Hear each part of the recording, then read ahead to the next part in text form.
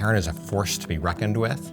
She puts her whole heart into everything she does. She's been a star from the very beginning. She's someone who is smart and engaged and thoughtful and bold. She has a stature that is enormous, and she's fierce. I'm glad we've always been on the same team because I would never want to get into a scrape with her.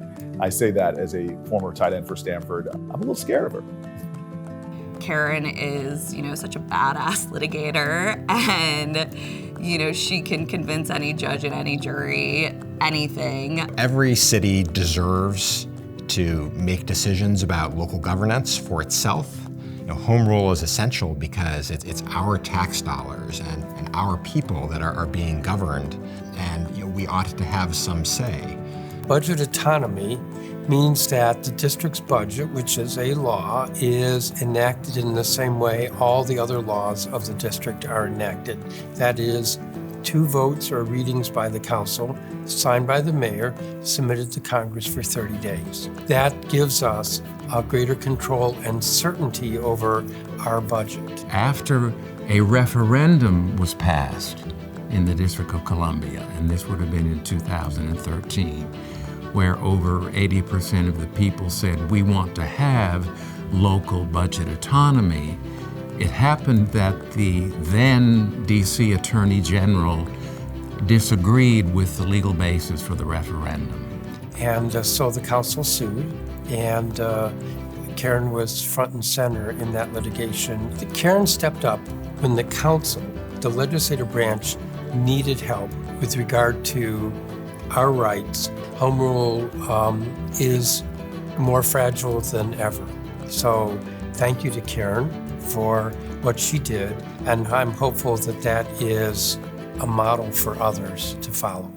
As a lawyer, you get only so many opportunities to actually achieve really important things. 10 o'clock Friday night, hundreds of white nationalists storming the University of Virginia. What happened in August 11th and 12th of 2017 was that a group of the most prominent white supremacists and Nazis in the country had conspired to commit racially motivated violence, rallied all of their followers, and descended on the college town of Charlottesville, Virginia, where the University of Virginia is. And ultimately, the weekend culminated in the James Fields car attack, where James Fields drove into a large group of peaceful protesters, killing Heather Heyer and injuring a large number of people, including several of the plaintiffs that we represented in the Science versus Kessler case.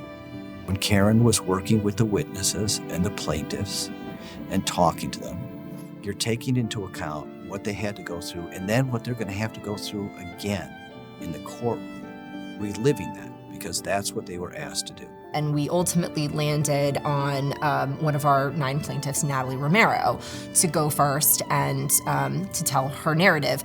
Karen took the direct exam of Natalie, and I don't think there was a dry eye in the entire courtroom. The Charlottesville case resulted in many millions of dollars in damages against the white supremacists, which was fortunately more than the assets that they have. And with everything else going on, you don't actually hear those individuals' names much anymore. We wanted to demonstrate that if you do this, if you conspire to commit racially motivated violence, you descend on a city, you do perpetrate that violence, you're going to be held accountable for that. And so that's what we did.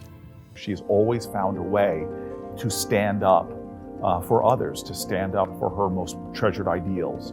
I met Karen when I was a 1L, she was a 2L. I was in the toughest part of my life. My sister had just passed away a few weeks before I started law school, and she asked me what I had lined up for a summer job, my 1L summer. The answer was I had nothing lined up. I had blown all the deadlines. I was really struggling with the grief for my sister passing. And Karen said, well, I know a place that may be willing to take you in for the summer. And she told me it was the U.S. Attorney's Office for the Southern District of New York. And if Karen had not thought of things that she could do to help someone in need, my life would look very different. She is somebody relentlessly, unyieldingly, indefatigably committed to making this world a better place, to upholding ideals of justice and making sure that those ideals are made real in the lives of others.